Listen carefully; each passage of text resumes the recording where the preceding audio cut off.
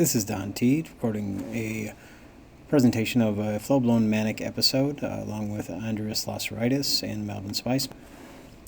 History: 79-year-old male with a past medical history of AFib and localized prostate cancer underwent a CT scan of the abdomen and pelvis ordered by his urologist for an elevated PSA level to evaluate for a possible metastasis. The CT abdomen and pelvis showed that in the right lower quadrant of the patient there is a cystic mass. The read, and you can see that with my pointer right here, the read subsequently showed that findings suspicious for chronic ruptured appendicitis with abscess in the right lower quadrant, and there was a stable non-specific prostate enlargement, which is what they were looking for initially, but no evidence of any intra-abdominal metastasis. Upon further questioning, the patient had been found to have lost about 20 pounds over the last 6 months, but he denied any abdominal pain, diarrhea, melanor, nausea, or vomiting. He was admitted for an elective appendectomy.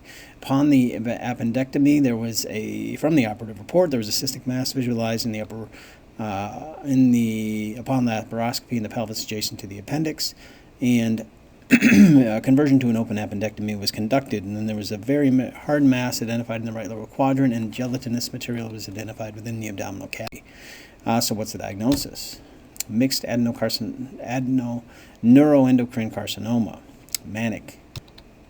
Pathology report again showed the MANEC lesion, histological grade G2 with which was moderately differentiated. The tumor extension, it invaded into the muscularis propria and subserosa, but not extending into the serosal surface, and 2 out of 9 lymph nodes were positive. Further treatment, standard treatment for a lesion such as this is right hemicolectomy and then subsequent chemotherapy, which was conducted at 6 cycles of capecitabine. CT abdomen and pelvis, which was subsequently conducted after the chemotherapy, unfortunately showed multiple peritoneal soft tissue deposits with a small amount of ascites and peritoneal carcinomatosis, which was new since the prior exam. With further recommendations was palliative chemotherapy, but the patient declined to have any active cancer treatment and wished only to have some care.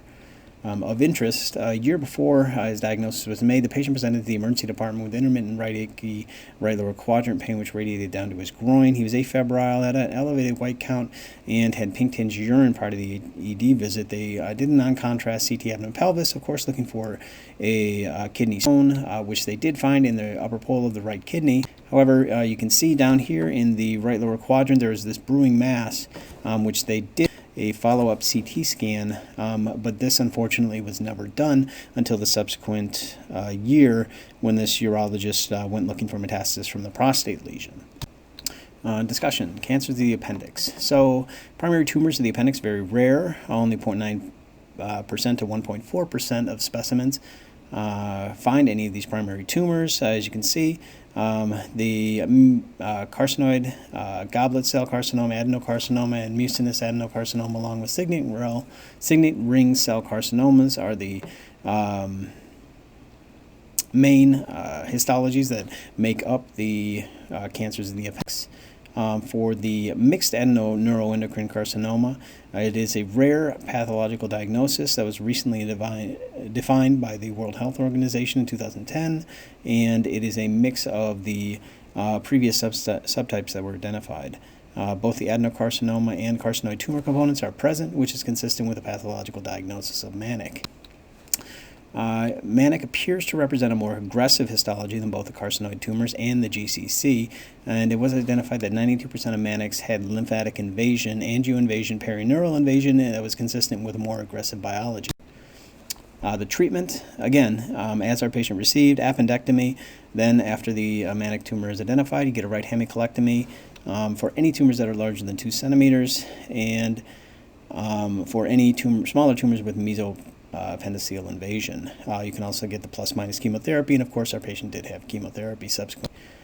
Unfortunately, our patient subsequently came to the ER with a abdominal distension and discomfort. He had a repeat CT scan that was done and identified pseudomyxoma peritonei, and this is a unique condition characterized by diffuse collection of gelatinous material in the abdomen and mucinous implants for the peritoneal surfaces. So, the lesson: not all appendicitis is just appendicitis. Here are references, and thank you very much.